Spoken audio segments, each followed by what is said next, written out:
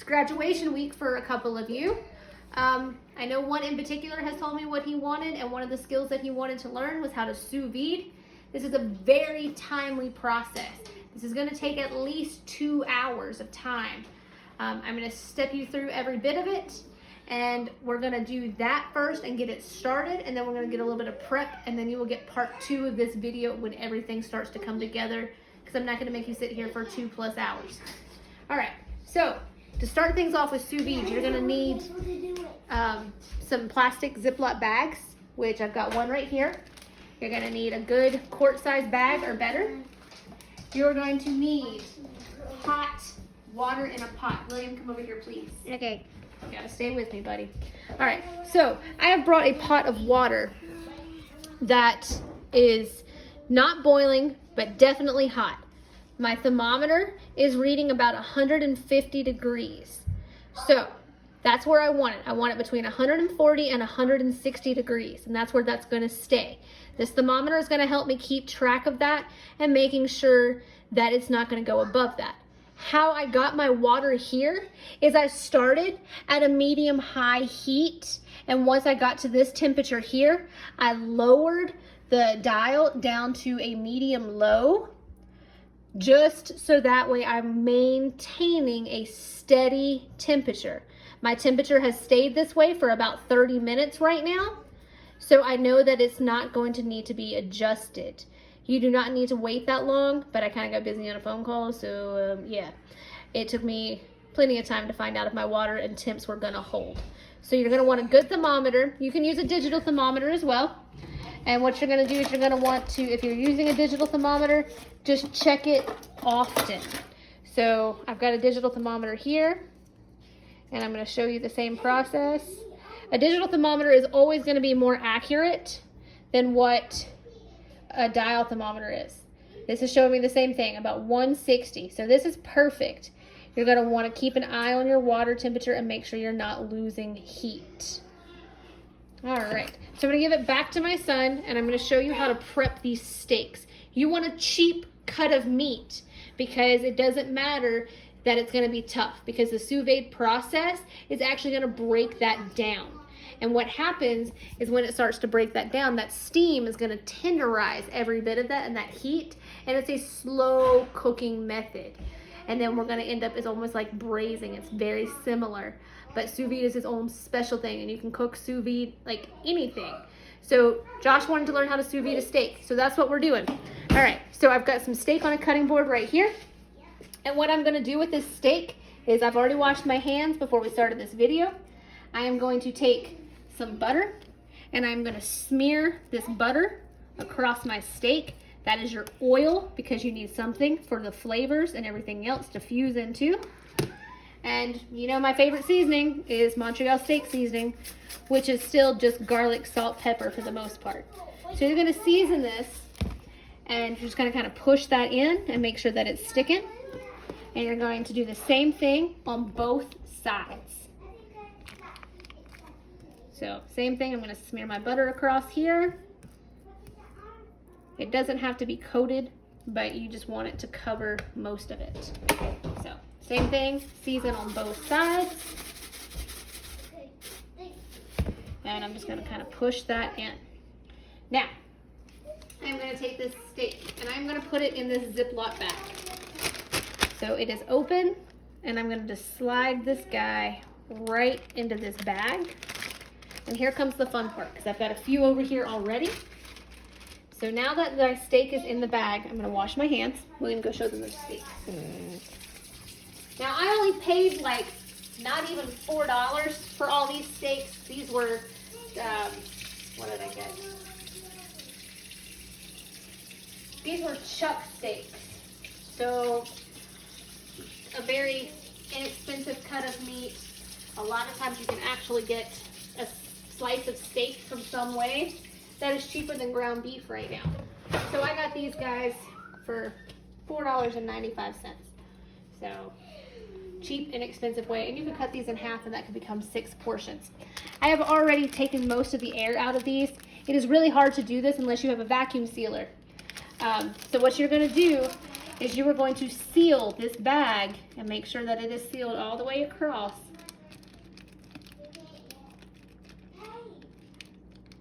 Until it stops about half. Well, I can't get this bag to seal for nothing. I can't get my lines to line up. All right, so my bag is sealed nice and tight. And then what I want to do is I want to pop just a little bit of it. And I'm going to take this bag and I'm going to roll and get it as tight as I possibly can to let that extra air out. You want as much air out of this as possible. So I have squeezed and I have done this. So you can see that most of my air is gone. And then I'm going to go back with my finger and I'm going to push this down to reseal it.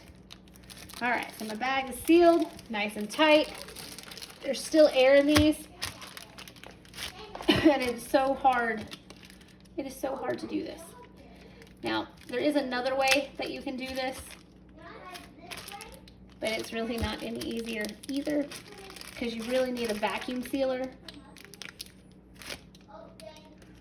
You can put it in cold water with this bag.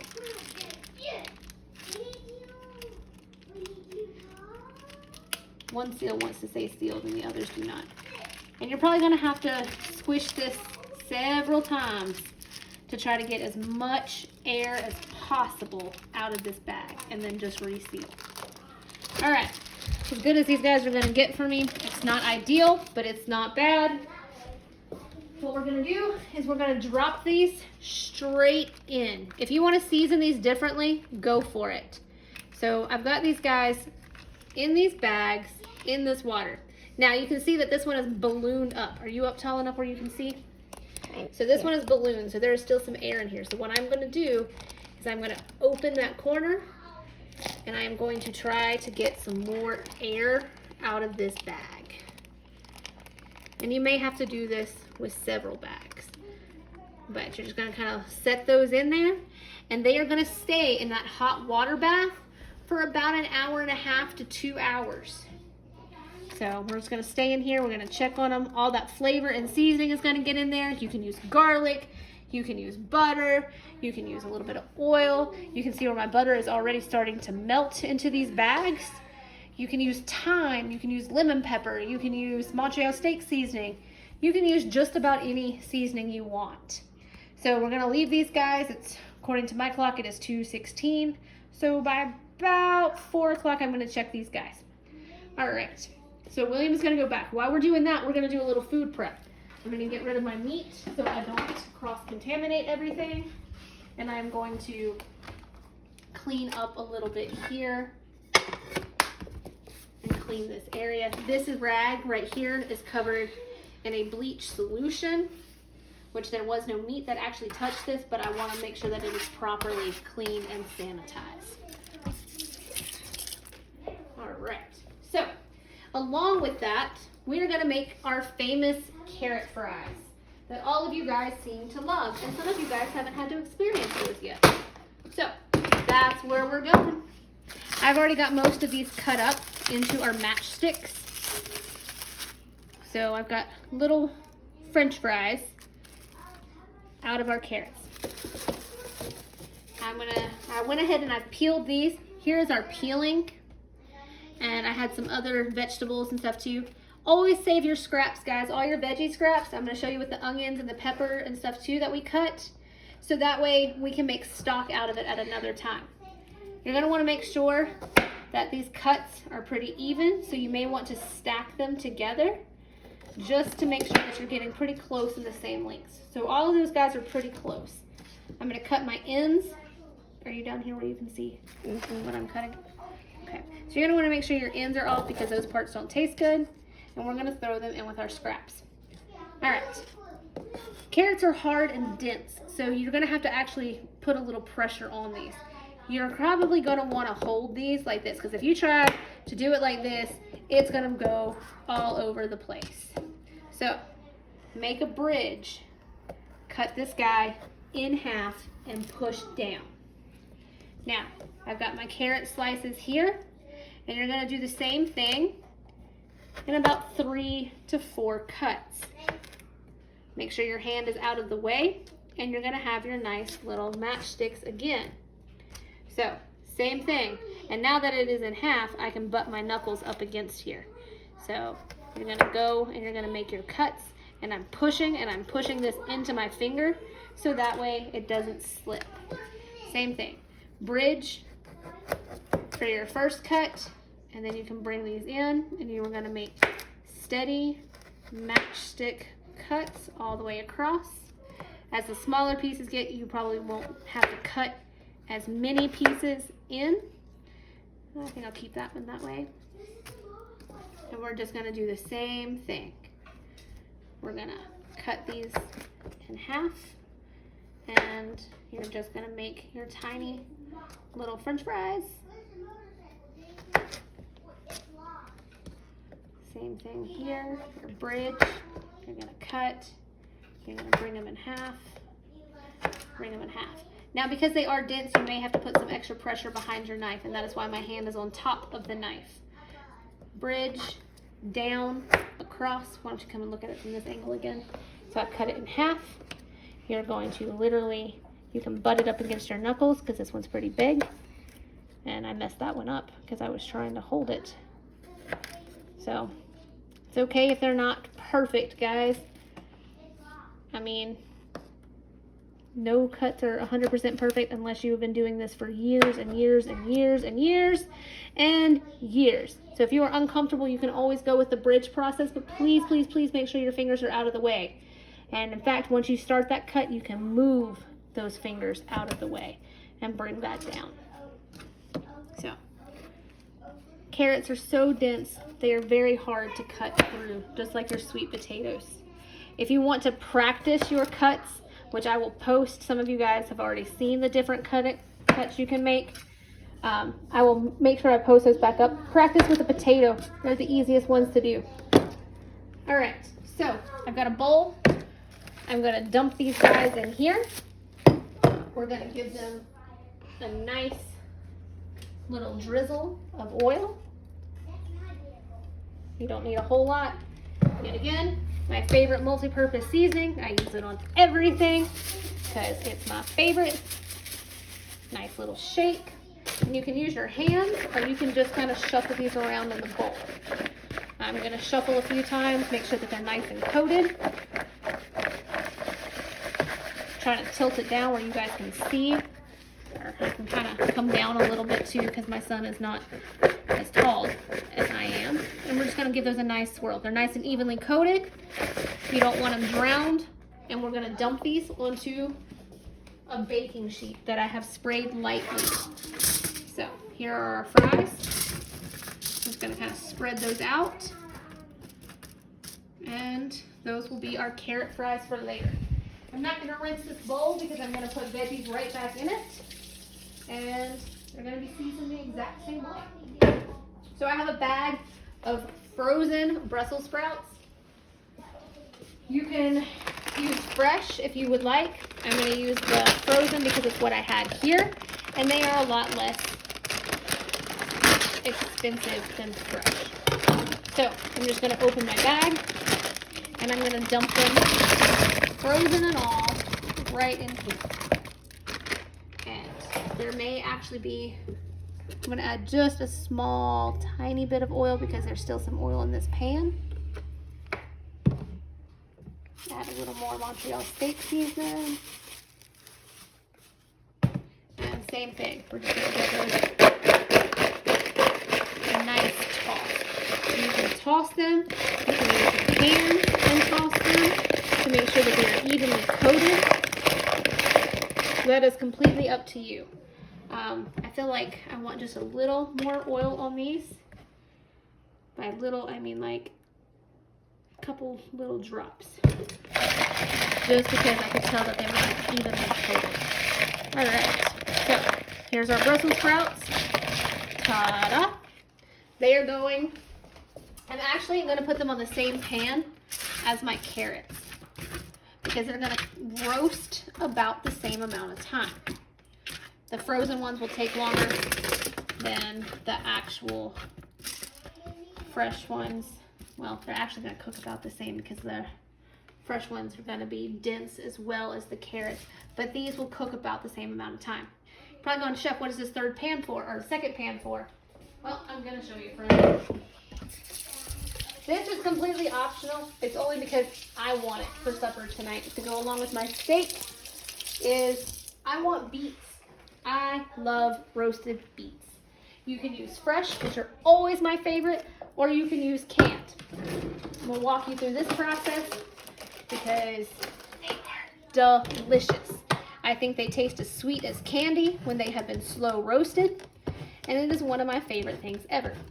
Now, beet juice will stain. It is a very purple indigo color. You will see once it hits my sink as well. So, it is very purple, and I'm going to pour that purple liquid straight out. I'm going to drain it off of my can.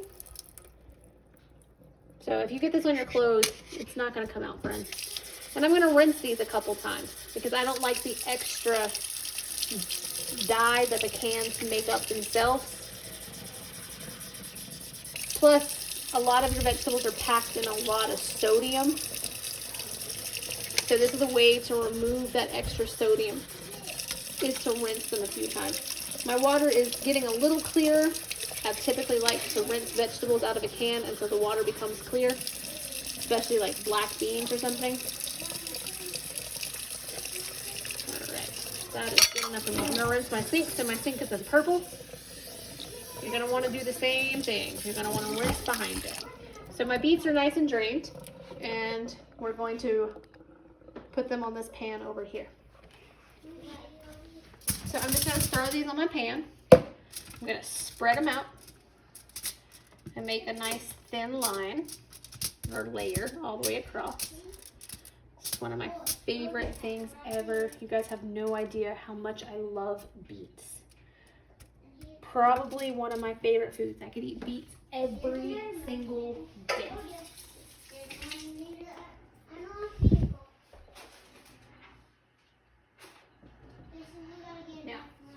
Over here where I had the Brussels sprouts and the carrots and stuff, I've poured about 2 teaspoons worth of this oil in here, and I'm just going to kind of break loose all of the extra seasoning that was in here. I'm going to take my seasoning over here, and I'm just going to drizzle that over my extra veggies over here. And just make sure that each one has a little bit of oil on them. I'm going to give them another little quick shake of the Montreal. And you can use salt, pepper, garlic. You can use just salt and pepper. You can do whatever you want. Now the carrot fries, I know Josh likes his spicy. You can add that chipotle seasoning or cayenne seasoning to them to kick them up a notch if you would like. I'm going to add some Creole spice to give them a little more and just give them a nice little drizzle. I think I want them on my Brussels sprouts as well too. So I'm just going to give that a nice little shake. So those guys will be ready to go in the oven. Bring it up here, buddy. Those guys will go into the oven in about an hour. And I'm going to roast them at 325 degrees for about an hour to an hour and a half. So that way they're going to be in the oven the same amount of time as what you're sous videing this steak. So with that being said, I'm going to wait and I'm going to put those in there in about 15 minutes or so. And I'm going to walk you through my next step. So I've got some, we're going to pan sear these when they're done. I had some fresh thyme. You can, if you guys want some thyme, you can have it as well. You can actually put little sprigs of this down in those steaks, and they will be super, super delicious. So when I talk about veggie scraps, this is considered a veggie scrap. I'm going to save every bit of this, and what I do is I put them in Ziploc bags in my freezer. I will show you what that looks like. So anytime you're making a meal and you have veggie scraps, I put them and I save them in a Ziploc bag. So I've got garlic peels, I've got onion peels, I've got celery. I've got all kinds of different stuff in here. And I've got carrots, all kinds of stuff. And I save all those scraps because what we'll do is we'll make a veggie broth out of them, a stock. All right, I'm gonna grab a sharper knife for my onion because I'm very particular. So you're going to make sure your fingers are tucked in. You are going to cut off, my goodness, your ends. Same thing here. I've got 2 fingers on the end and I've got my other fingers butted up here just so I can hold on to that onion. And then you're going to cut it in half. Now at this point you can see I'm not going to eat that. So you can peel this back. And I'm going to just make some rough slices here because I'm going to want to saute these. No, not right now. All right, fingers in, and you're going to make nice little sliver cuts all the way across. I'm trying to do this nice and slow so you guys can see. See why my fingers are tucked in? I'm all the way against that knife. And guess what? I didn't lose a finger. So same thing here. And so you're going to have these nice little slivers. And we're going to saute those up. So I've got my onion setting aside here. Same thing. You're just going to cut. You're going to make your thin little slivers. And you're going to go all the way across here. All right, so there's my onion. So yet again, all these thin little slivers, we're going to saute those with some mushrooms that we're going to drain. You don't have to. And I happen to have a pepper in my fridge. You don't have to do these either. You don't have to saute any veggies. You've got plenty that you're going to throw in the oven tonight. So let me show you how to properly cut a pepper. You're going to want to cut your ends off. All right, so then I'm going to come in here and I'm going to just kind of loosen my membrane. I'm going to do that top and bottom. And then this is just going to pull right out. So veggie scraps, I don't really want those in my veggie scraps to be perfectly honest because of all those seeds. All right, so now this right here, you can just go ahead and cut this into little slivers as well. All right, so I've got my peppers that I've started. Same thing here. Now, I'm going to kind of cut all the way around here. A lot of times these will just fall out, to be perfectly honest. This one obviously did not. So now that I have cut all the way across it, I'm gonna just push this guy right out of here. And then you're not throwing away a lot of that pepper. Like this is all we're throwing out of that entire pepper. There is minimal to no waste. You're getting everything. Like that's even a good piece. Okay, so then you're just gonna cut this the same way. Make your little slivers. And that one does not want to get where I want it to be. All right, so I've got some more slivers for my peppers. All right, I'm gonna cut this guy in half. All right, here we go. You can hold it, you can move your fingers in, whatever the case may be, and just nice cuts all the way across.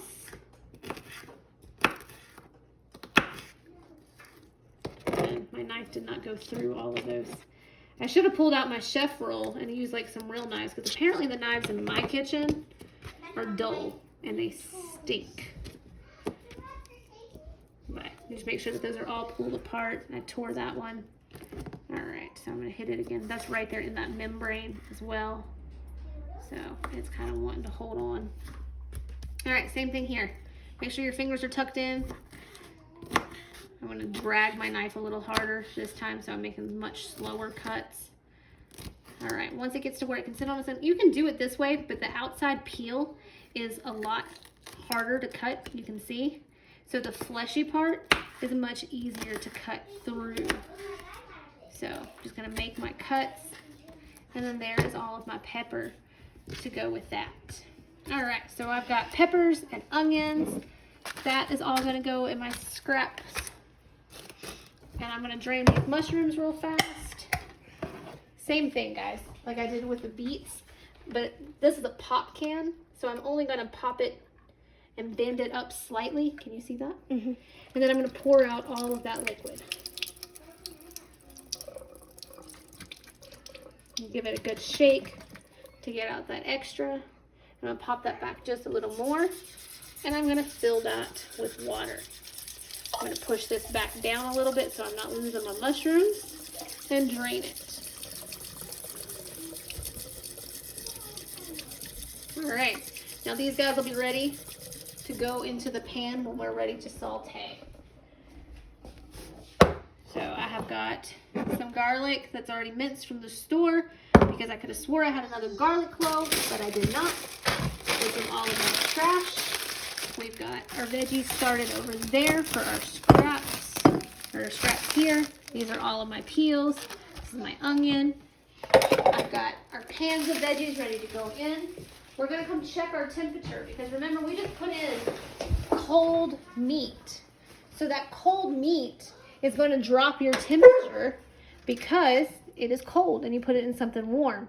So it's going to start dropping. But I can see that I'm still holding at about 150.